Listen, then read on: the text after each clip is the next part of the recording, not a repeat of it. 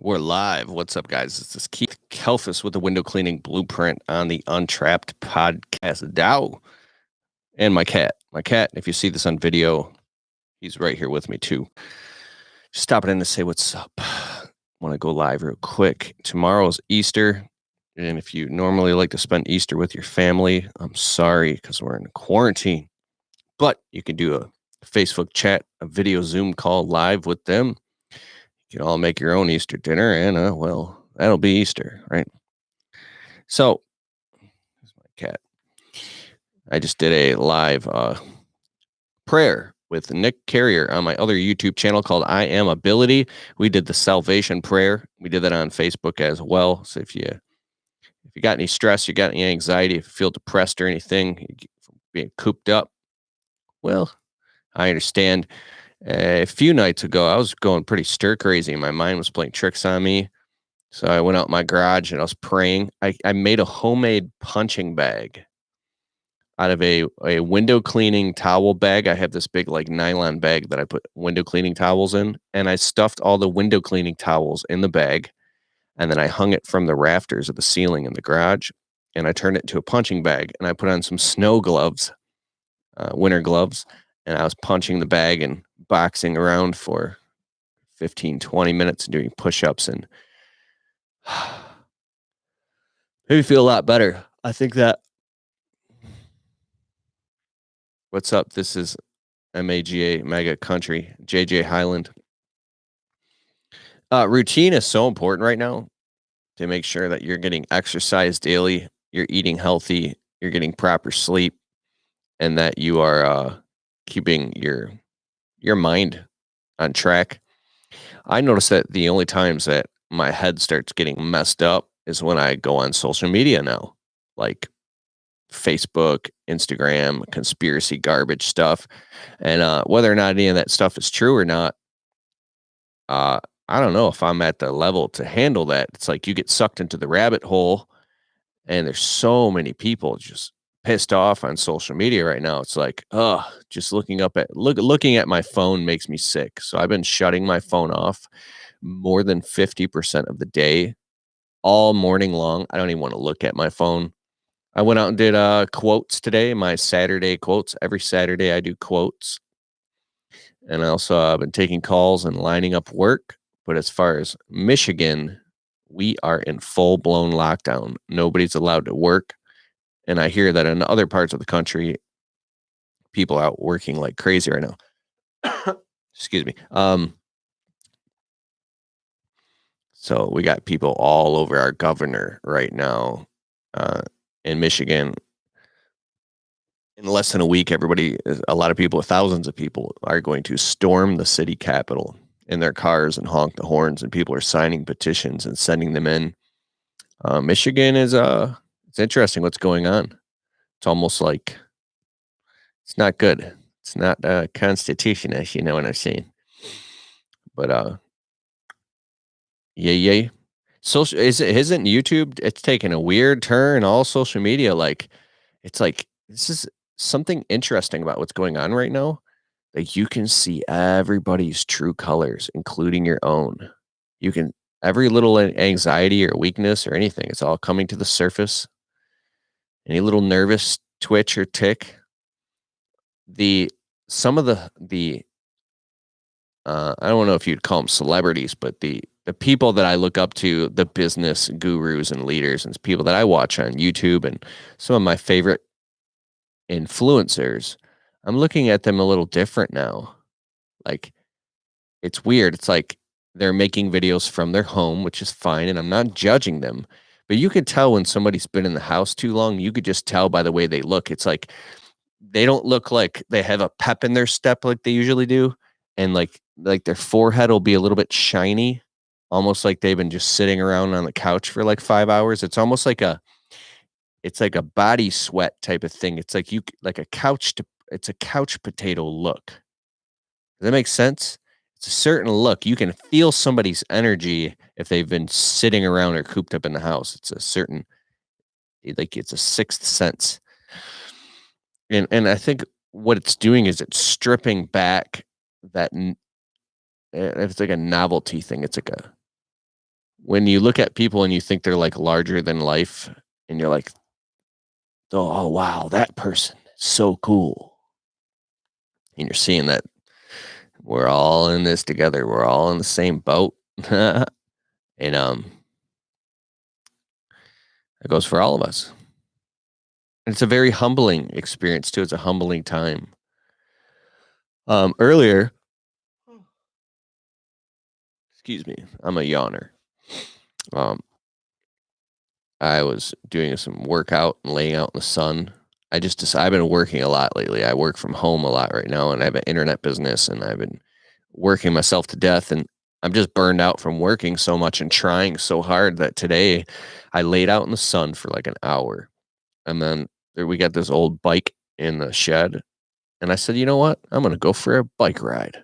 So I put on my headphones and I went and I rode my bike like 2, 3, 4 miles. I went and I rode through the park and through the trails. And um, before I knew it, I was smiling and breathing in fresh air, and the sun was shining on me. And like I was remembering all these memories from back when I was a teenager, and I used to love BMX biking. And Ninja, stop it. Stop. Hey.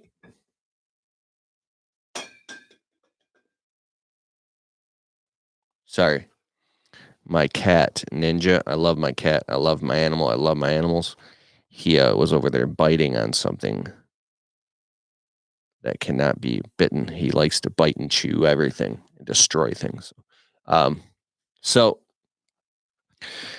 and it seems like the biggest enemy right now is this thing.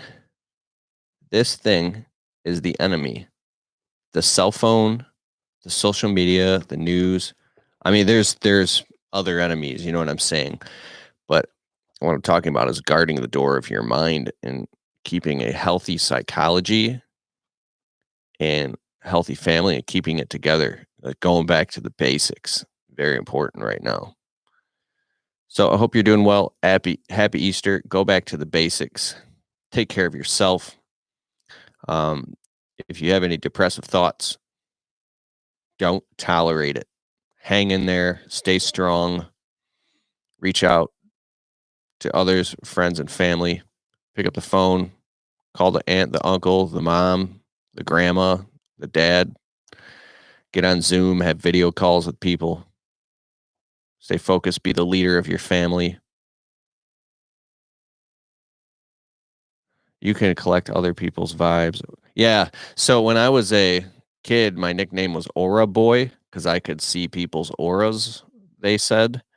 I could see it all the time. I could see literally a glowing aura around people, different colors. And I could literally sit there. I remember at like parties and stuff. To do it, Keith, come on, do it. So I would sit down and people would take turns sitting on a couch or a chair in front of me. And it was like, I should have charged money for that shit.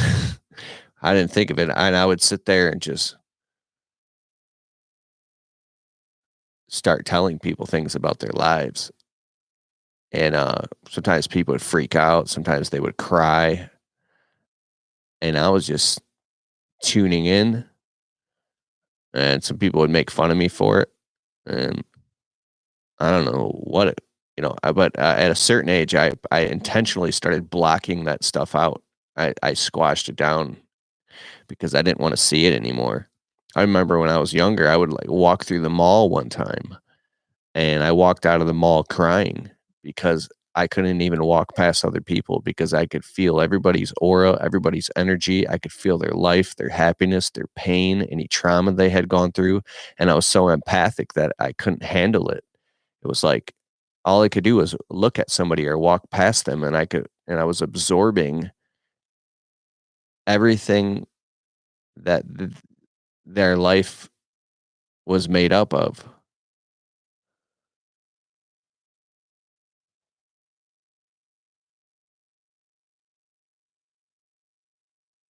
Hmm.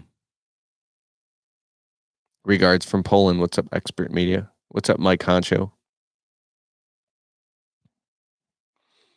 It's crazy about this whole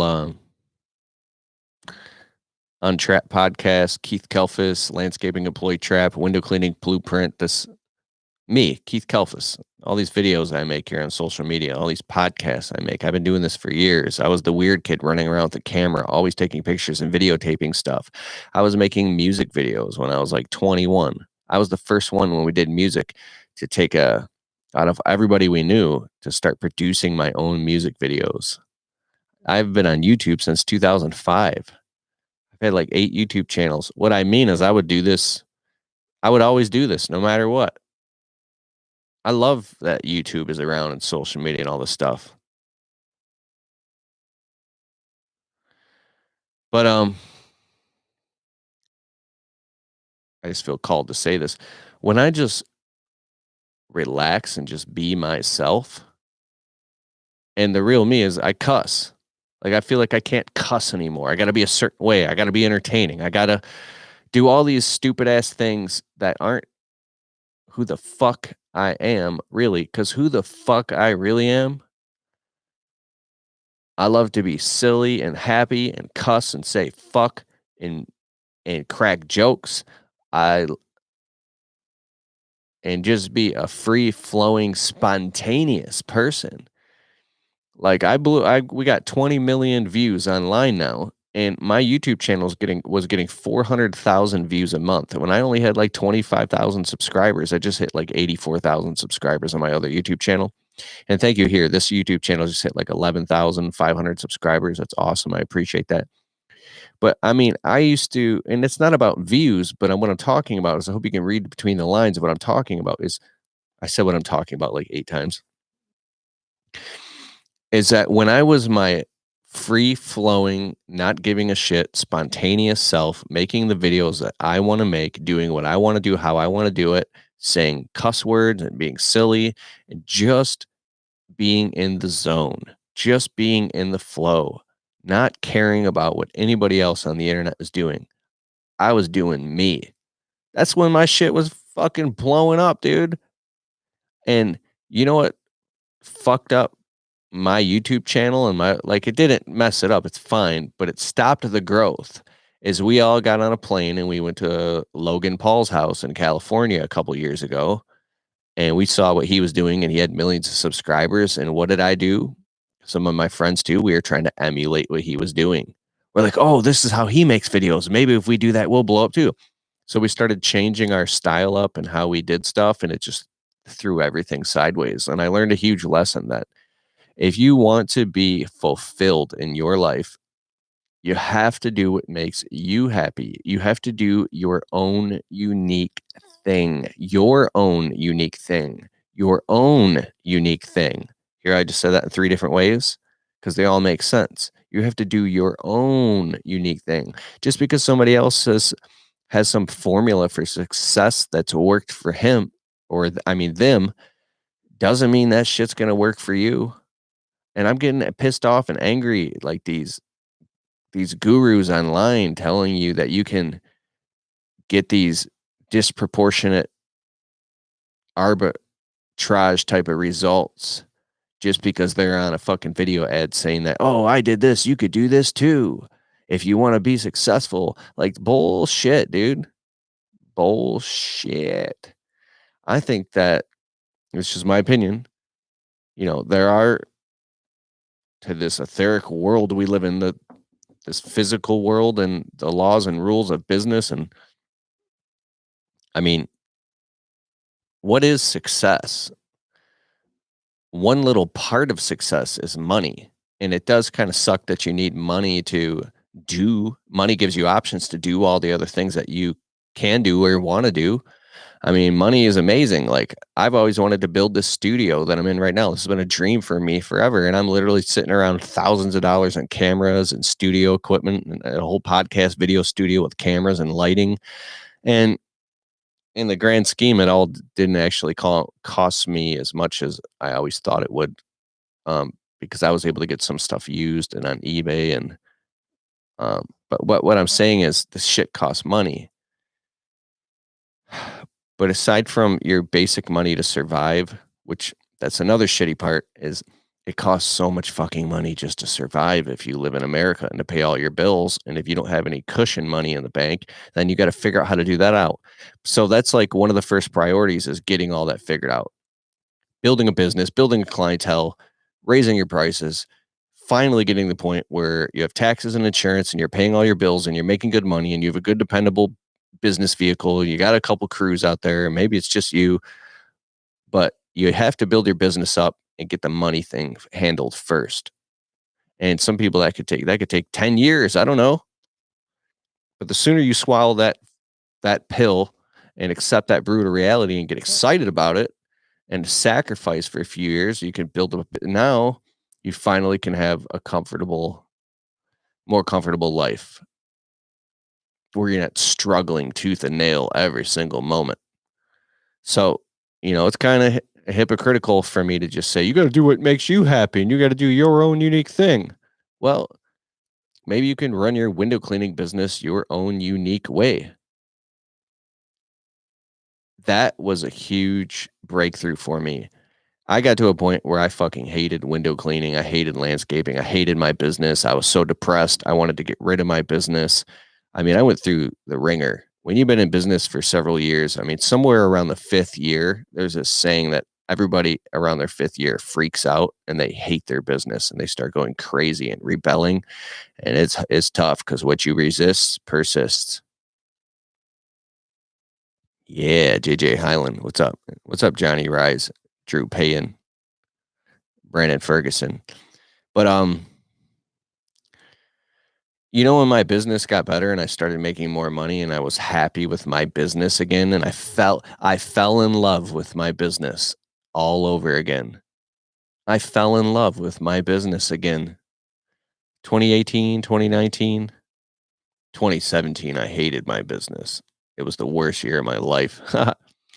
But it was when I stopped beating myself up because I wasn't where I expected myself to be by that time. I thought I would have had a multi-million-dollar business by now. I thought I would have lived in a bigger house. I thought that all these great things I would have accomplished and been on the cover of Success magazine. I started comparing myself to other people who had huge businesses, and I wanted things for the wrong reasons. And what I was avoiding and evading is that I hadn't ironed out and done the personal development that was more important than growing a business. The thing way more important and pressing and the higher priority was getting my relationship with my creator in order, getting my marriage in a very good place, getting my relationship with myself in a good place, getting building a healthy psychology, taking care of Keith. It sounds weird, but falling back in love with Keith, loving myself, taking time to eat healthy and make sure I get proper sleep and really truly caring about myself and stop beating myself up all the time. Like I had to go through this whole process and I still am. I'm coming out the end of this, which is, I think that gaining just financial success or building a big business to put a big band-aid or thinking it's going to solve all your other problems, it's not. It's just going to make it worse. So if you grow everything like the spokes of a bicycle, Anthony Robbins talks about this, you can grow everything at once. But I had some really weak areas I needed to work on. And I think when you get your mind right, you can do anything that you've wanted to do in business a lot faster. A lot faster. So this is an inner game thing, right?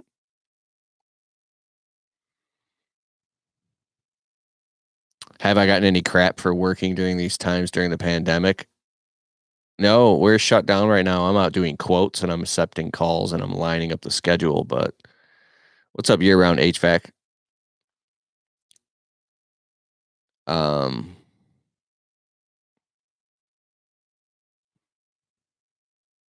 I just have so much gratitude. Earlier, my wife and I was hugging her.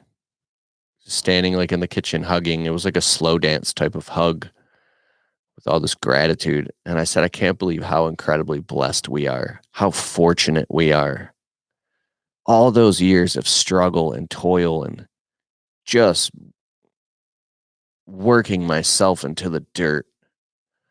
I really believe in my heart of hearts that I am I've become the man I've always dreamed of becoming. Like if you'd have told, and I'm glad I didn't have a crystal ball back then, because maybe I would have been more lazy.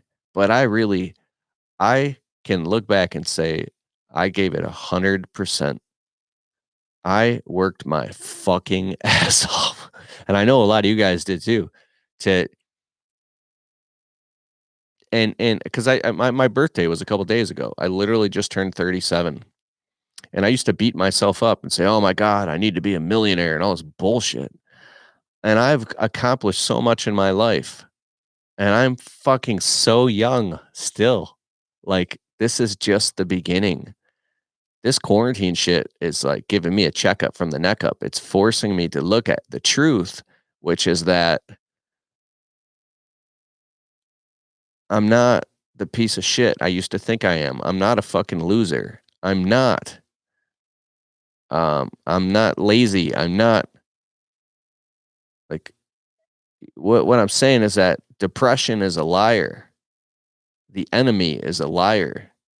The devil comes to kill, steal, and destroy your happiness, your family, your love, your business.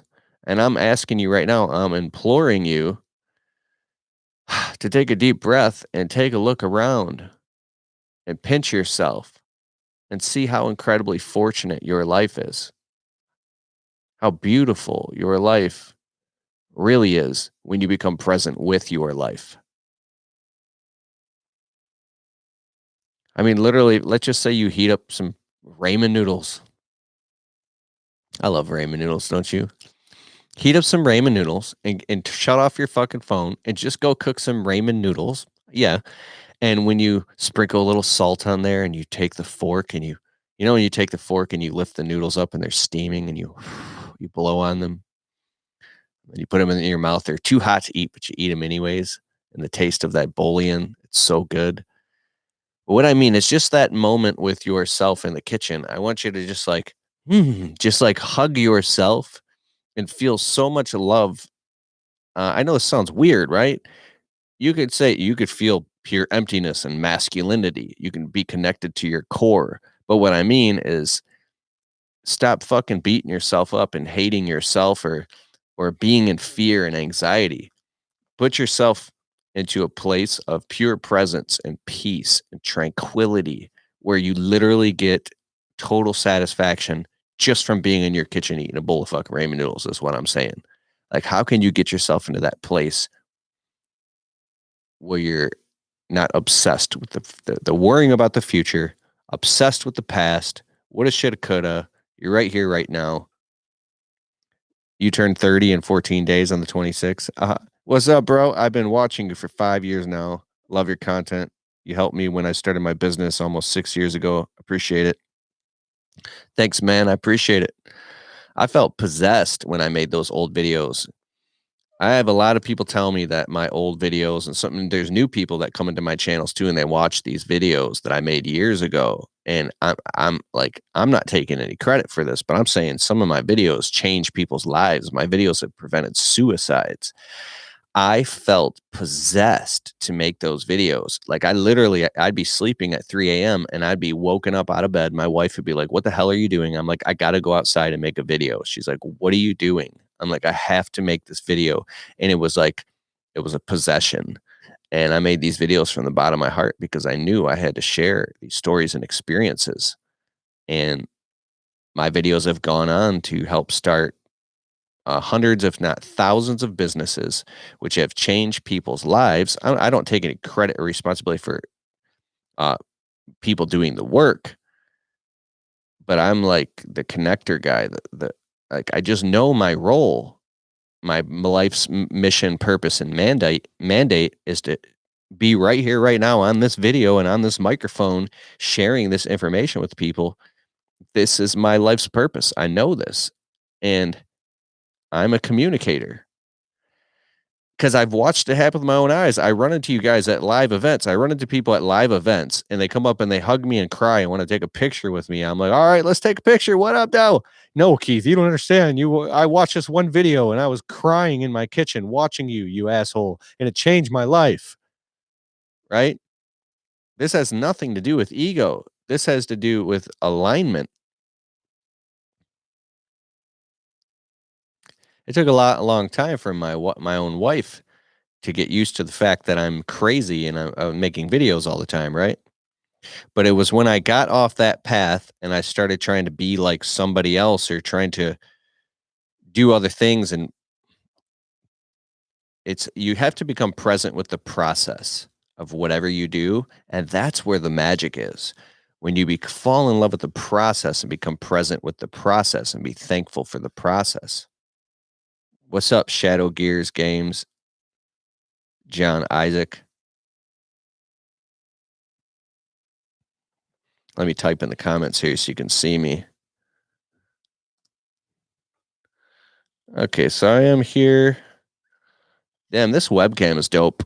If you guys are watching the video right now, I'm on the Logitech Brio webcam. I think it's a 4K webcam. This is like a $200 webcam, and it's a dope ass webcam on the laptop right now.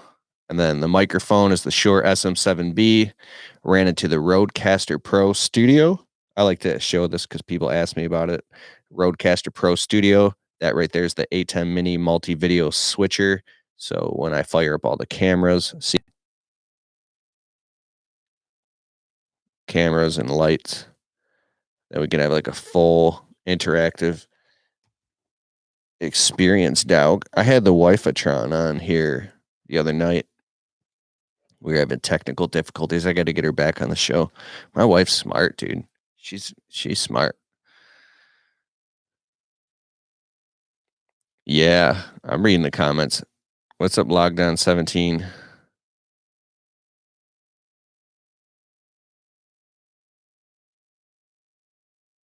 Yeah, you hear about celebrities with money and fame and all that being suicidal.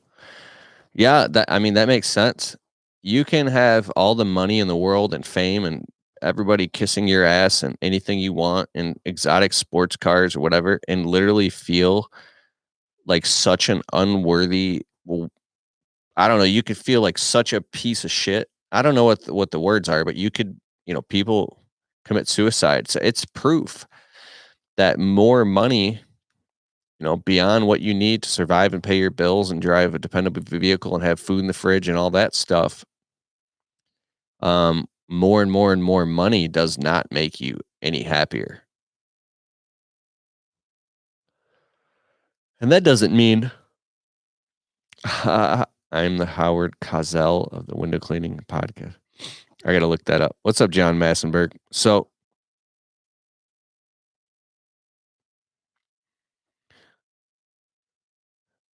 in my life, I hit a amount of money in the bank that I always thought was like, oh my God, if I could get that much money in the bank,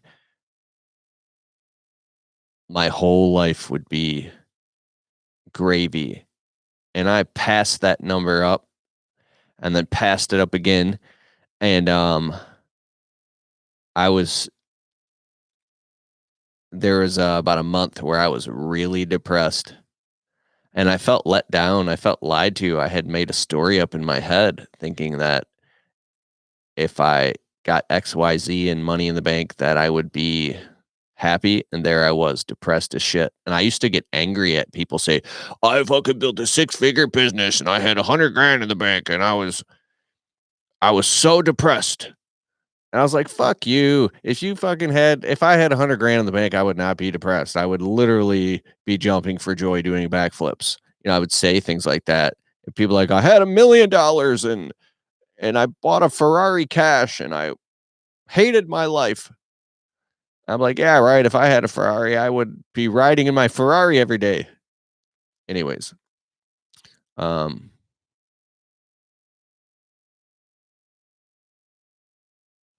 it's weird.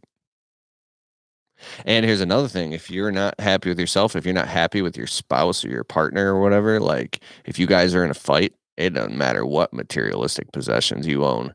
As a matter of fact, having a bunch of, like, payments and a bunch of materialistic bullshit makes it worse.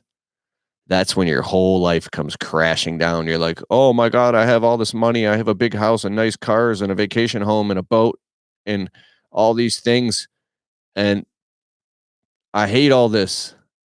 It's like when the things that you have you, you got all these liabilities out there and all these payments and you're miserable. You're just spending time maintaining all this crap. That's not happiness. Could you imagine? It'd be dope to be rich as hell and have like a big ass mansion. Hell yeah. But imagine like you have to pay a landscaper, you're a landscaper or a window cleaner. You have to hire a landscaper, a window cleaner, a gardener, people to fix and power wash all the concrete in the house and manage all that, plus somebody to clean your house, do the laundry, cook the food because you'd probably be so damn busy. Then you'd have to pay security. You'd have to, if you have a leak in your roof, everything costs more and is more expensive, and the upkeep and the maintenance of the house and paying attention to it. And then if you had a bunch of cars and vacation homes and all this shit, I don't know who it was. There's this guy I was studying with, somebody, this show, or he had a friend who was like a billionaire, and the guy had like something like